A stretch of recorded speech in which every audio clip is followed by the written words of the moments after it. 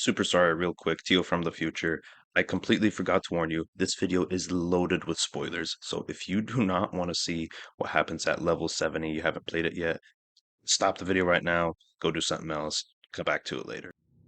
When you think of Battle Nations, you're typically thinking a funny turn-based strategy game where all the characters are just saying some silly things and it's just all a good dandy time. But when you really put yourself in their shoes, and immerse yourself in the world of Battle Nations, the wasteland that it truly is. How dark and disturbing does it get? That's what we're going to be finding out today. I'm going to be doing an iceberg video for you. This is a very special video I've been working on for almost over a month. So I really hope you enjoy it. And in case you don't know what an iceberg video is, it's essentially theories or just anything in general. We're going to be doing theories. At the top, it's very tame. The deeper you go down the iceberg, the more dark and terrifying it's going to get. Now, all the information that I have received is from the wiki, as well as some personal research myself. Some of these theories are just speculation because I have so little information and you're going to have to take it at face value, but others I have done a fair amount of research on. And let me tell you, I was not expecting the results that I got. So sit back, relax, grab some snacky snacks, and let's get right into the theories.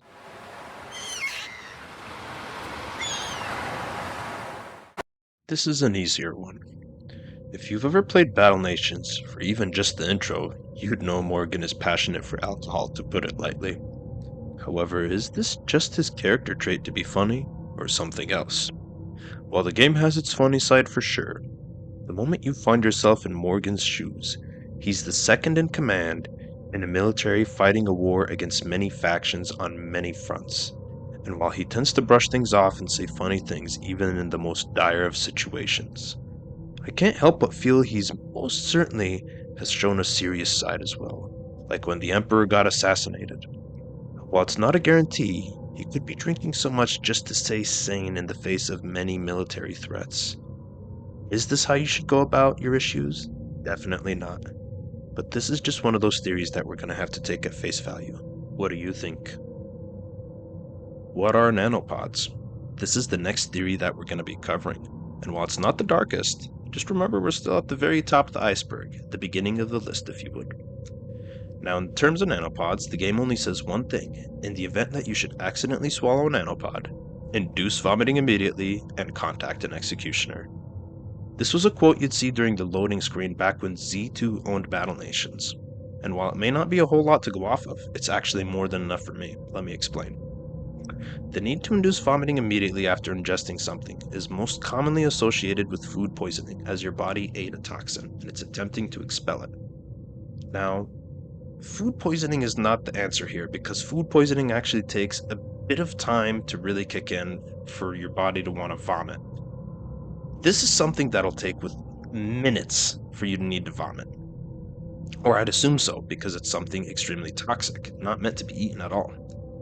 And based off of how a nanopod looks, they're green, they are bioluminescent, and they're a toxin as mentioned earlier. Uranium checks out for all three of these things.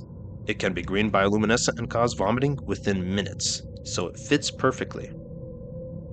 My biggest counter-argument to this is that uranium is typically not green, but it can cause fluorescence in the color of green.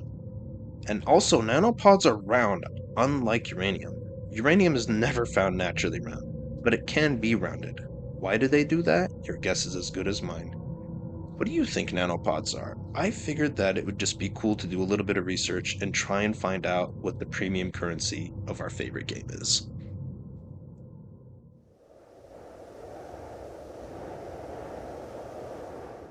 Are the Raiders really the bad guys of Battle Nations? I'd say definitely not. And think about this, it's actually very easy to see. The Empire expanded during a massive conquest and conquered a lot of indigenous territory, as well as their rivals. However, a lot of people also like to say that Warlord Gantus is evil, including Elder Taus and some of his people. But they're a primitive society. No country or group of people was civilized in their primitive era, even in our world. So of course when a more modern society sees the Raiders, they're going to see them as barbaric. However, their most powerful weapon is a metallic mammoth with cannons, as opposed to the WMDEs that every other faction is using. They just don't stand a chance. However, even with all this, will we pity them?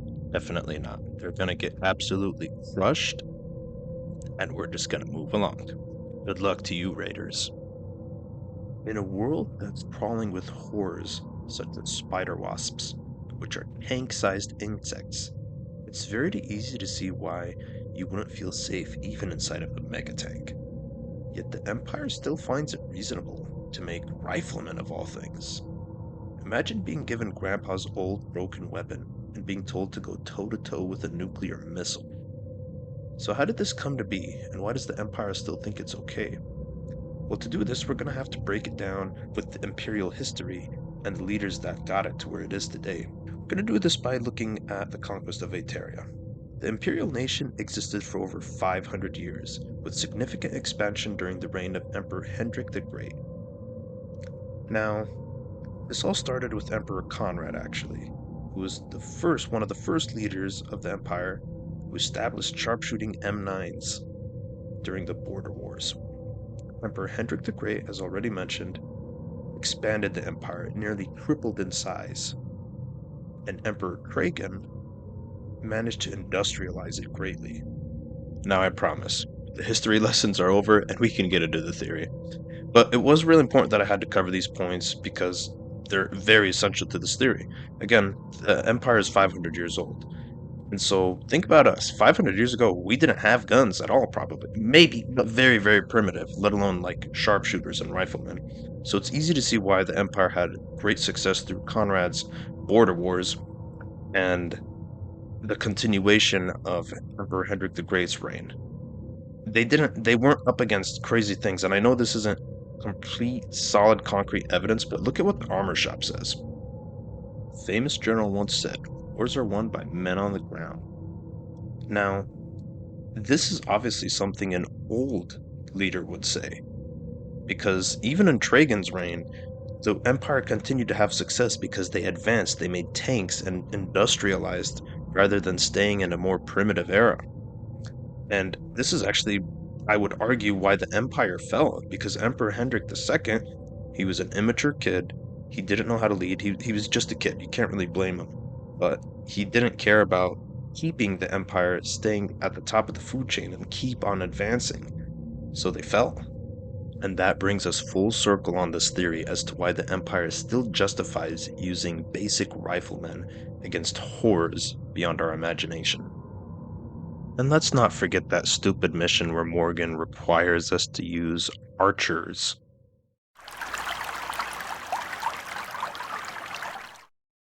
How bad really are the Silver Wolves? Are they just petty thieves trying to survive the wasteland after the fall of the Empire like us? Or are they downright evil? Let me tell you this. I had a look at every single mission pertaining to the Silver Wolves, and here's what I found. The Silver Wolves leader, Mr. Stephenson, offers Morgan promotion to become a general in his army and to just team up and keep doing the horrible things that they do. What horrible things? They start off by quote-unquote making friends with the civilians of the southern frontier, but luckily we came prepared and ambushed them right away. They quickly prove that they're also willing to kill for the sake of food rather than making it themselves. They even try to take advantage of Warlord Gantus while he's in a vulnerable spot because he got crushed by us in an attempt to get the upper hand against the Empire. But with us, we actually get him to betray the Silver Wolves. The man who we claim to be evil is at least honor-bound, unlike the Silver Wolves. They then try to attack Installation 17 while attacking civilian targets in order to distract the Empire and try and get us on two fronts, but even that doesn't work. They're even willing to throw away their own men for the sake of accomplishing something. And finally, when we pin their main city in a corner, Mr. Stephenson admits to Morgan that all the resources that are being blocked off from being sent to their city are being sent just to the Silver Wolves while their civilians starve. This gets even worse when you realize that their leaders are still willing to live in luxury while the rest of their people die. They just don't care about civilians. I actually had way more stuff on the silver wolves, but I just don't want this video to be an hour long, so I'm just gonna leave it there. I've shown that they can be very atrocious, but you know what? It seems very fitting for a band of thieves in the wasteland of Battle Nations.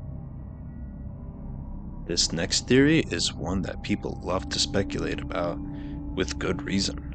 The ancients, and who are they? There's not much, just like everything else, unfortunately, it seems.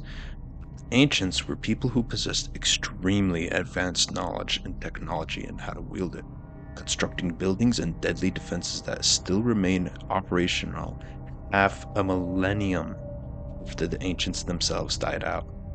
The ancients' technology lasted as long as the empire has been around after they were wiped out. It also says, unfortunately, the only remains of the ancients' technological advancements today have been found in destroyed and ransacked ruins, with one ruin restricted by the Empire, the ancient laboratory.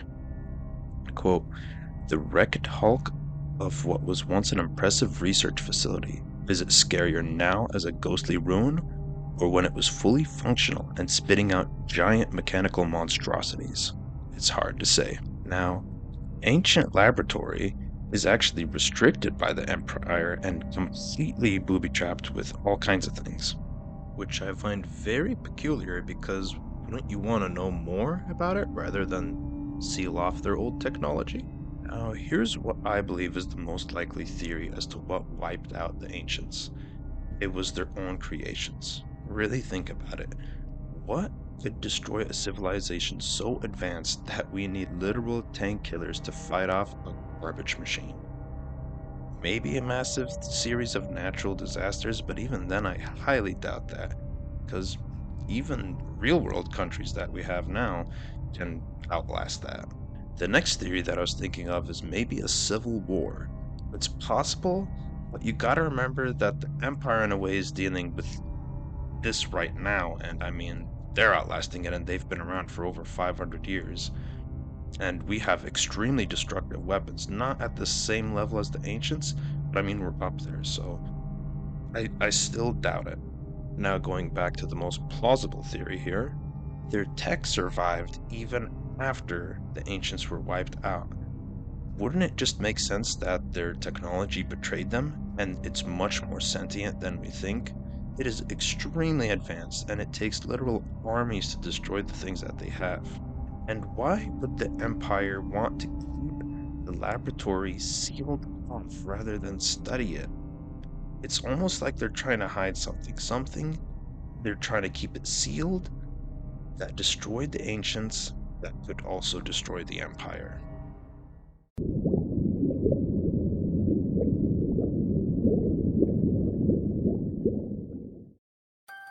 Is the Empire using some kind of super drug enhancement to put into our soldiers? Or are they just naturally this big?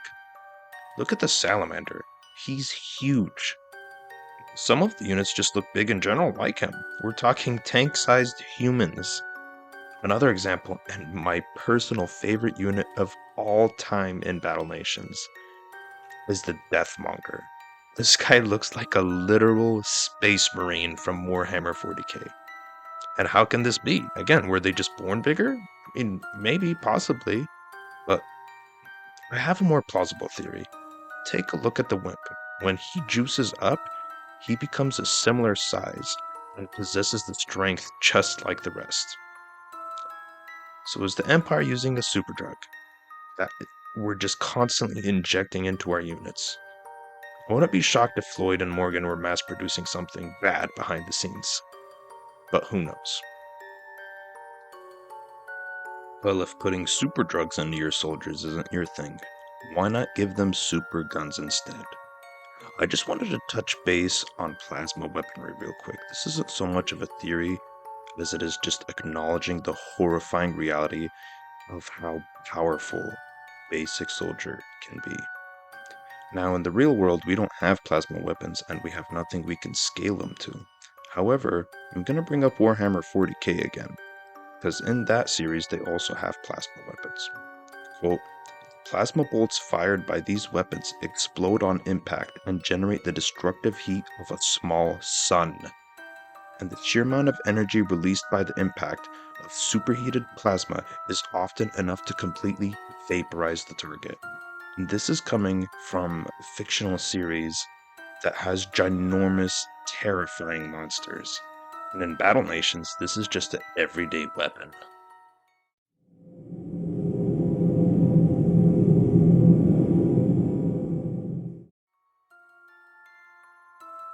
Gas masks.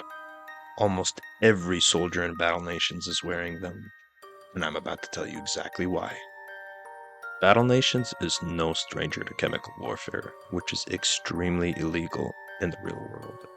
For anyone that doesn't know, we have the Geneva Suggestion, which essentially the whole world got together and signed a deal that certain things like chemical weapons and the mistreatment of POWs would not be allowed. I'm only bringing this up to show how impactful chemical weapons have been on our soldiers throughout history, because it really was a nightmare to deal with. And it only gets worse when you find out that you can't protect yourself with a gas mask against this chemical weapon, and it can eat through protection really easily. Perkins also says something very important here. He can't feel his toes, which means this is a paralytic chemical weapon. And next up here, Zoe says that it can eat through double layer reinforced concrete walls. And it gets even worse when you find out that the Empire is the source of this chemical weapon. There's a reason why chemical weapons are outlawed. It is extremely painful to die to them. And this is just scratching the surface of the inhumane things we're willing to do to win this war. I'm going to have to keep this next one quick, simply because it's based off of one thing. Does the Empire kidnap civilians to fight in its war? Take a look at the Frontier Recruitment HQ. It trains just normal Imperial citizens, and we know this because in Burnmoth and Trotbeck, you're seeing the same exact people that are in the Frontier Recruitment HQ. And when you have a quick look at the animation for when it activates, well, you tell me how we're getting these people.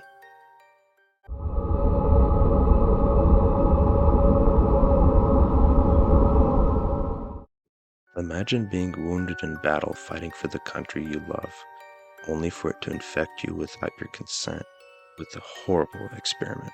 Not only that, behind the experiments, Floyd says these are just people. They have pumping hearts, working lungs, and a steady if irregular brain activity. They're as alive as you and I, just angrier and more mutated. This is because by consuming black nanopods, your body can no longer make serotonin, which is the hormone responsible for your digestion, your sleep, and mood control. Without serotonin, you'd also be in constant chronic pain, unable to do anything about it. There is no rest. There is no relief. Just constant pain and suffering from an experiment we should have stayed far, far away from.